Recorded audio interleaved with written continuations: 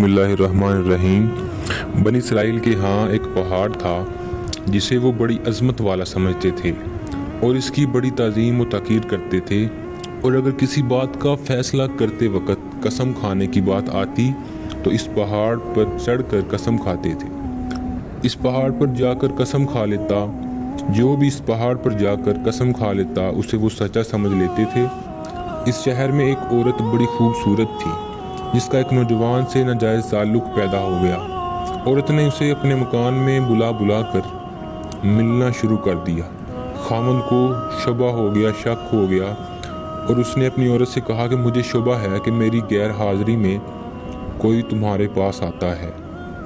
औरत ने इनकार किया तो खामन ने कहा कि अगर तू सच्ची है तो पहाड़ पर चलकर कसम खा ले कि तुम्हारा किसी से नाजायज़ ताल्लुक़ नहीं है। औरत ने कहा हाँ, मैं कल पहाड़ पर चलकर कसम खाने के लिए तैयार हूँ।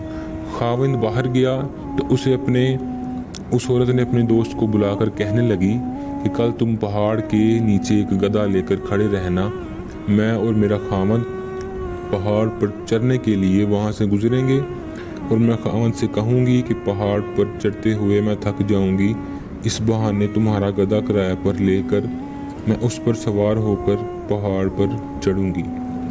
तुम गधे वाले का भेष बदल कर वहाँ मौजूद रहना और गधे पर मुझे सवार करके मेरे साथ साथ चलना।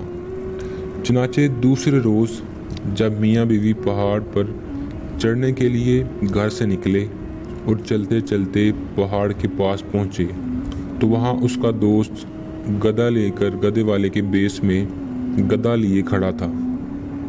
औरत ने शोहर से कहा, चलते चलते मेरे पाँव में छाले पड़ गए हैं, मुझे ये गधा किराया पर सवारी के लिए ले दो, मुझसे तो अब एक कदम भी चला नहीं जाता। खामद ने गधे वाले से किराया मुकर्रर किया और बीवी को गधे पर सवार करके तीनों पहाड़ पर चढ़ने लगे। जब वो जगह आई जहाँ लोग कस्में खाते थे तो उस मकार औरत ने अपने आप को गधे से नीचे गिरा दिया और इस गिरने में अपनी राने वगैरह काबिल सतर बदन भी नंगा कर दिया और ऐसी सूरत पैदा कर दी दिखाई दी कि खामद ने यही समझा कि गधे से इत्फाकन गिर गई है और गिरते हुए इत्फाकन नंगी हो गई है। जड़ से उठी और अपना लिबास दुरुस्त करके पहाड़ की उस कसम वाली जगह पर खड़ी होकर कहने लगी, मैं कसम खाती हूँ कि मेरे नंगे बदन को आज तक तुम्हारे सिवा इस गधे वाले के सिवा किसी और ने नहीं देखा। खामद मुतमईन हो गया क्योंकि उसने ये समझा कि इस गधे वाले ने इसे गधे से गिरते हुए इसका नंगा बदन इत्फाकन देख लिया है। इस कहानी को पढ़ने का सुनने का बहुत शुक्रिया।